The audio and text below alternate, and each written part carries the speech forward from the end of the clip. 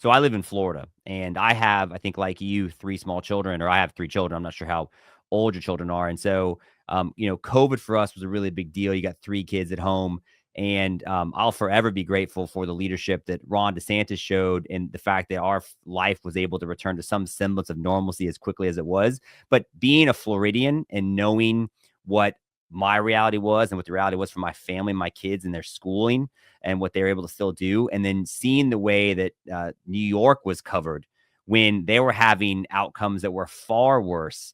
And, not just in terms of the nursing home deaths, but in terms of keeping schools closed and everything else. And the way that he was lauded and Ron DeSantis was vilified and treated like he was this threat to humanity, I thought was maybe one of the more egregious examples of media hypocrisy and double standards that exists.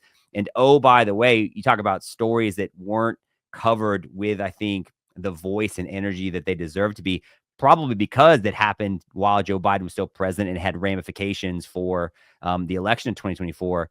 But there's a study that showed the schools that were run by Democrats, including California and New York, with two presumptive presidential hopefuls in 2028 with Cuomo and Newsom, they lost 2 decades worth of learning gains because they stayed closed for so long. And those learning gains dramatically impacted disproportionately the Black and brown communities because they didn't have computers at home. They didn't have quiet, safe spaces to learn.